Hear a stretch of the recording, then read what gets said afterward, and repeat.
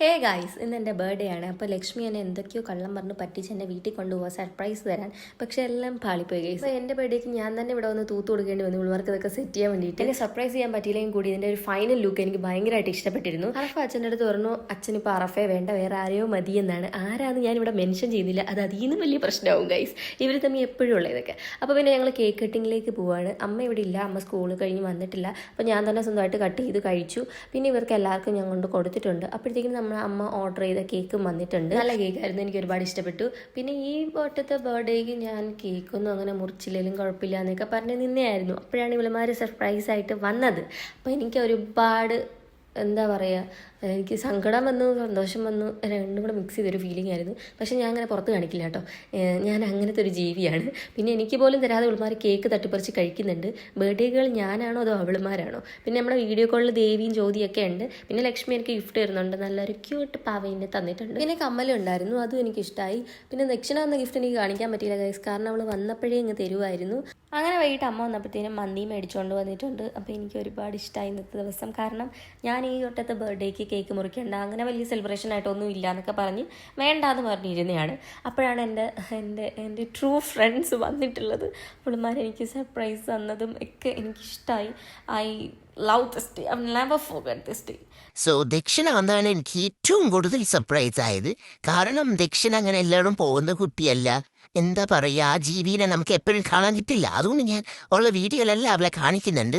അവളാണെങ്കിൽ മുഖം പുത്താൻ നോക്കുന്നുണ്ട്, ഞാൻ സമ്മതിക്കുന്നില്ല ഗീസ്. പിന്നെ ഞങ്ങൾ കുറേ കാര്യമൊക്കെ പറഞ്ഞിരുന്നു. അവളിന്ന് രാത്രി ഇറങ്ങിയിട്ടുണ്ട്. കേക്ക് കട്ടിയുന്നതിന് മുന്നേ ദക്ഷിണയ്ക്ക് പോകണമായിരുന്നു. ഞാൻ ദക്ഷിണയെ കൊണ്ട് ആക്കിയിട്ട് ഞങ്ങൾ നേരെ ശങ്കരത്തിലോട്ട് വന്നിട്ടുണ്ട്. അവിടെ നമ്മുടെ ഉമ്മി അത്തച്ചി ഉണ്ടെന്നും പറഞ്ഞ് എന്നെ കൊണ്ടുവന്നതാണ് ഗൈസ്. എനിക്ക് വഴി തുറന്നു തരുന്നില്ല, എന്ത് ചെയ്യാനാ. ഞാൻ ബർത്ത്ഡേ ആയിട്ട് അവിടെ നിന്ന് അഴുവുമായിരുന്നു. പിന്നെ അവസാനം അകത്ത് കയറിയിട്ടുണ്ട്. കയറി നമ്മുടെ ഉമ്മി അത്തച്ചിനെ കണ്ട് അവരെനിക്കൊരു ഉടുപ്പ് മേടിക്കാനായിരുന്നു. അങ്ങനെ നമ്മൾ അവിടെ എല്ലാം ചുറ്റിക്കറങ്ങി നോക്കുമായിരുന്നു. എനിക്ക് ഇഷ്ടപ്പെട്ട ഉടുപ്പ് പക്ഷെ കിട്ടിയില്ല. പിന്നെ അടുത്ത ദിവസം പോയി മേടിക്കാമെന്ന് പറഞ്ഞു. ഞങ്ങൾ നേരെ വീട്ടിൽ വന്നു, കേക്ക് കട്ട് ചെയ്യാൻ വേണ്ടി പോകുമായിരുന്നു.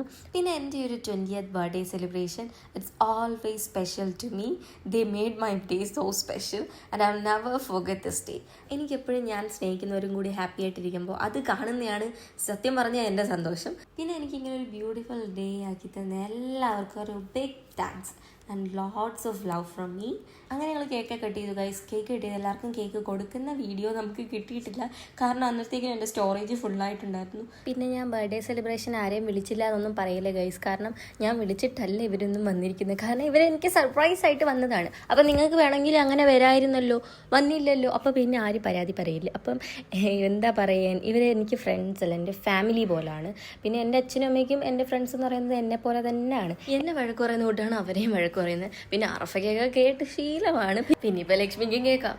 സോ അവളുമാർ ഇന്നിവിടെ നിന്ന് അടുത്ത ദിവസമാണ് കേട്ടോ പോയത്. അപ്പോൾ നമ്മൾ ദക്ഷിണയാണെങ്കിൽ വീട്ടിൽ ID കാർഡ് മറന്നു വെച്ച് പോയി. അങ്ങനെ അവൾക്ക് കോളേജിൽ കൊണ്ടുപോയി കൊടുത്ത് അത് കഴിഞ്ഞ് ഞാനും ലക്ഷ്മിയും അറഫയും കൂടെ നമ്മൾക്ക് ഡ്രസ്സ് മേടിക്കാൻ വേണ്ടി പോയിട്ടുണ്ട്. ഈ ഉടുപ്പ് ദക്ഷിണയുടെ ഗിഫ്റ്റാണ് കേട്ടോ.